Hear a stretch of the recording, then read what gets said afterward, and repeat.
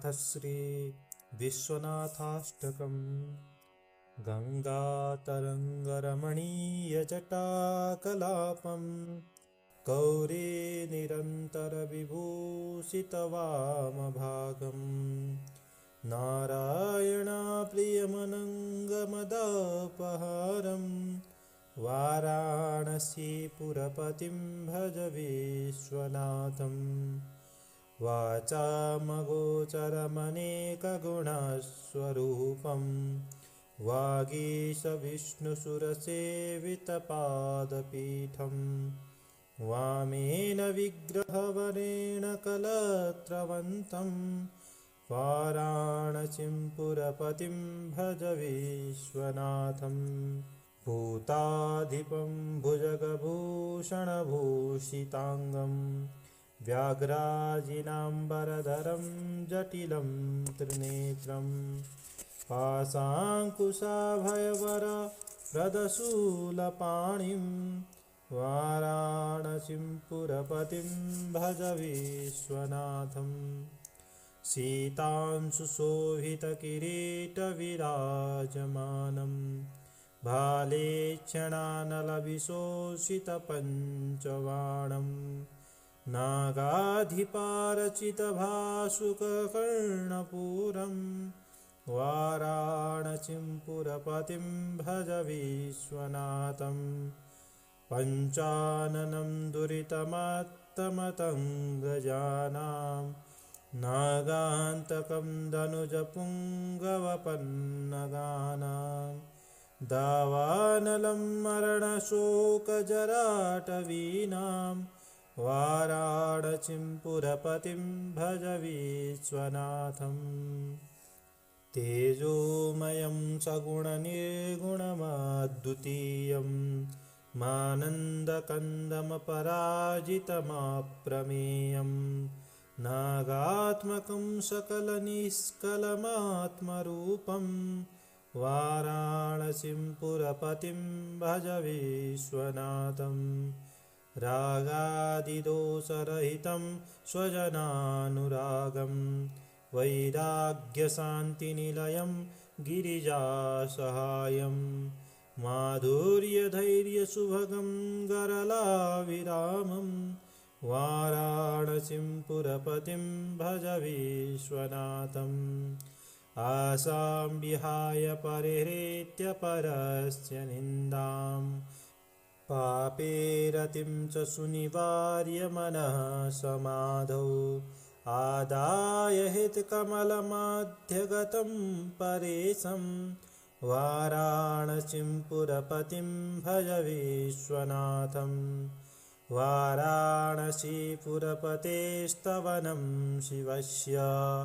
व्याख्यातमष्टकमिदं पठते मनुष्यः विद्यां श्रियं विपुलसौख्यमनन्तकीर्तिं सम्प्राप्य देहविलये लभते च मोक्षम्। गङ्गातरङ्गरमणीयजटाकलापं गौरी निरन्तरविभूषितवामभागं नारायणाप्रियमनङ्गमदापहारं वाराणसीपुरपतिं भज विश्वनाथम्। वाचामगोचरमनेकगुणस्वरूपं वागीशविष्णुसुरसेवितपादपीठं वामेन विग्रहवरेण कलत्रवन्तं वाराणसीं पुरपतिं भज विश्वनाथम्। भूताधिपं भुजगभूषणभूषिताङ्गं व्याघ्राजिनाम्बरधरं जटिलं त्रिनेत्रं पाशाङ्कुशाभयवरप्रदशूलपाणिं वाराणसीं पुरपतिं भज विश्वनाथम्। सीतांशुशोभितकिरीटविराजमानं भालेक्षणानलविशोषितपञ्चबाणं नागाधिपारचितभासुककर्णपूरं वाराणसीं पुरपतिं भज विश्वनाथं पञ्चाननं दुरितमत्तमतङ्गजानां नागान्तकं दनुजपुङ्गवपन्नगानां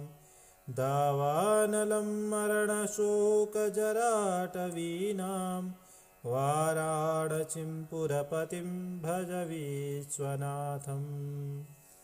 तेजोमयं सगुणनिर्गुणमद्वितीयं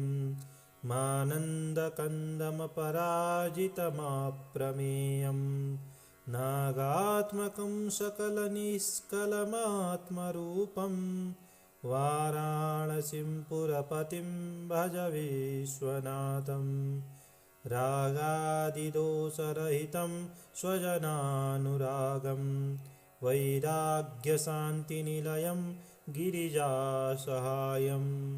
माधुर्यधैर्यसुभगं गरलाविरामं वाराणसीं पुरपतिं भज विश्वनाथम् आसां विहाय परिहृत्य परस्य निन्दां पापेरतिं च सुनिवार्य मनः समाधौ आदाय हितकमलमाध्यगतं परेशं वाराणसीं पुरपतिं भज विश्वनाथं वाराणसीपुरपतेस्तवनं शिवस्य व्याख्यातमष्टकमिदं पठते मनुष्यः विद्यां श्रियं विपुलसौख्यमनन्तकीर्तिं सम्प्राप्य देहविलये लभते च मोक्षम् गङ्गातरङ्गरमणीयजटाकलापं गौरी निरन्तरविभूषितवामभागं नारायणाप्रियमनङ्गमदापहारं वाराणसीपुरपतिं भज विश्वनाथम् वाचामगोचरमनेकगुणस्वरूपं वागीशविष्णुसुरसेवितपादपीठं वामेन विग्रहवरेण कलत्रवन्तं वाराणसीं पुरपतिं भज विश्वनाथम् भूताधिपं भुजगभूषणभूषिताङ्गं व्याघ्राजिनाम्बरधरं जटिलं त्रिनेत्रं पाशाङ्कुशाभयवरप्रदशूलपाणिं वाराणसीं पुरपतिं भज विश्वनाथं सीतांशुशोभितकिरीटविराजमानं भाले क्षणानलविशोषितपञ्चबाणं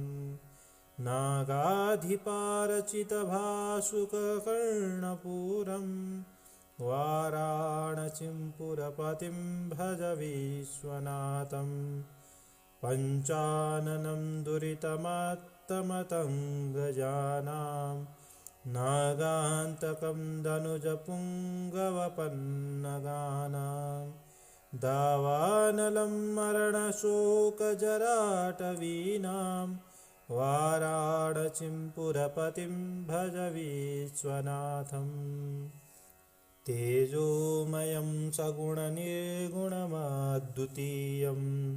मानन्दकन्दमपराजितमप्रमेयं नागात्मकं सकलनिष्कलमात्मरूपं वाराणसीं पुरपतिं भज विश्वनाथम् रागादिदोषरहितं स्वजनानुरागं वैराग्यशान्तिनिलयं गिरिजासहायं माधुर्यधैर्यसुभगं गरलाविरामं वाराणसीं पुरपतिं भज विश्वनाथम् आसां विहाय परिहृत्य परस्य निन्दां पापेरतिं च सुनिवार्य मनः समाधौ आदाय हितकमलमाध्यगतं परेशं वाराणसीं पुरपतिं भज विश्वनाथं वाराणसीपुरपतेस्तवनं शिवस्य व्याख्यातमष्टकमिदं पठते मनुष्यः विद्यां श्रियं विपुलसौख्यमनन्तकीर्तिं सम्प्राप्य देहविलये लभते च मोक्षम् गङ्गातरङ्गरमणीयजटाकलापं गौरी निरन्तरविभूषितवामभागं नारायणाप्रियमनङ्गमदापहारं वाराणसीपुरपतिं भज विश्वनाथं वाचामगोचरमनेकगुणस्वरूपं वागीशविष्णुसुरसेवितपादपीठं वामेन विग्रहवरेण कलत्रवन्तं वाराणसीं पुरपतिं भज विश्वनाथं भूताधिपं भुजगभूषणभूषिताङ्गं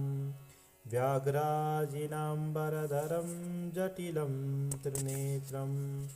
पाशाङ्कुशाभयवरप्रदशूलपाणिं वाराणसीं पुरपतिं भज विश्वनाथं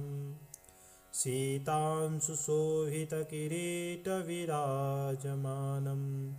भालेक्षणानलविशोषितपञ्चबाणं नागाधिपारचितभासुककर्णपूरं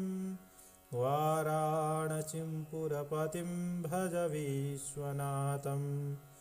पञ्चाननं दुरितमात्तमतङ्गजानां नागान्तकं धनुजपुङ्गवपन्नगानां दावानलं मरणशोकजराटवीनां वाराणसीं पुरपतिं भज विश्वनाथं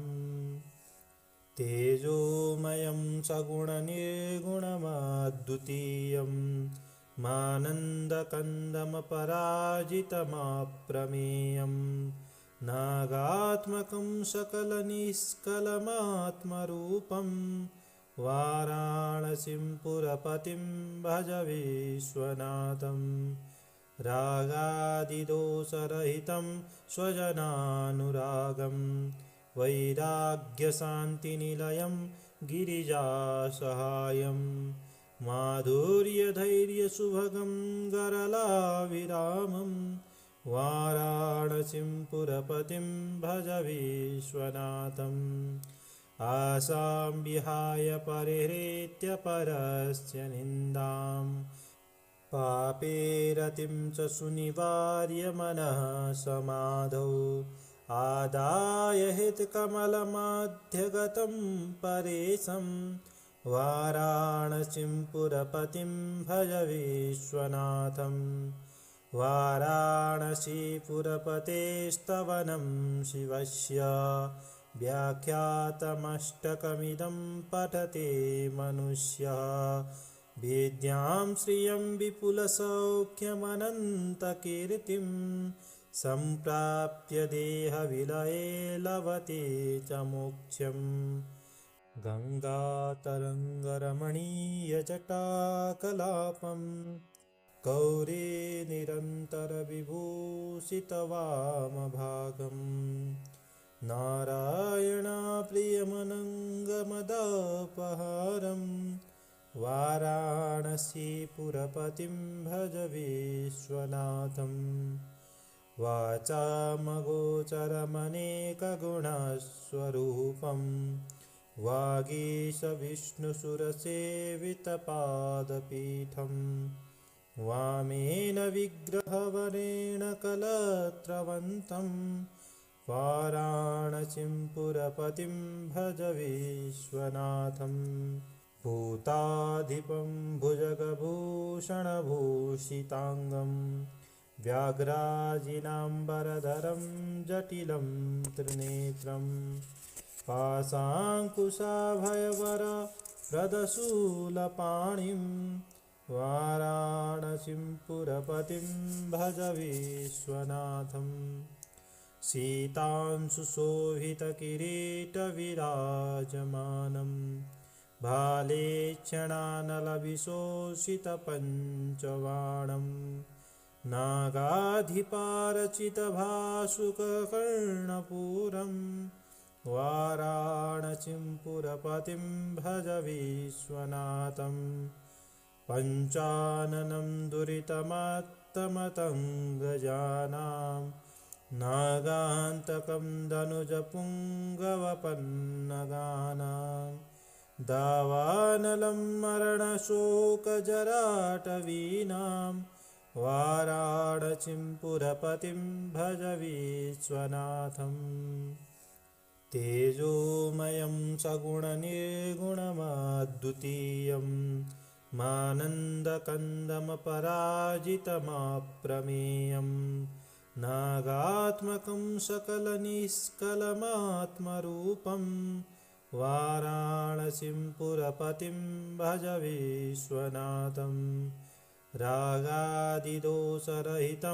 स्वजनानुरागं वैराग्यशान्तिनिलयं गिरिजासहायं माधुर्यधैर्यसुभगं गरलाविरामं वाराणसीं पुरपतिं भज विश्वनाथम् आशां विहाय परिहृत्य परस्य निन्दां पापेरतिं च सुनिवार्य मनः समाधौ आदाय हितकमलमध्यगतं परेशं वाराणसीं पुरपतिं भज विश्वनाथम् वाराणसीपुरपतेस्तवनं शिवस्य व्याख्यातमष्टकमिदं पठते मनुष्यः विद्यां श्रियं विपुलसौख्यमनन्तकीर्तिं सम्प्राप्य देहविलये लभते च मोक्षं विश्वनाथाष्टकमिदं यः पठे शिवसन्निधौ शिवलोकमवाप्नोति शिवेन सह मोदते इति श्रीमहर्षिव्यासप्रणीतं श्रीविश्वनाथाष्टकं सम्पूर्णम्।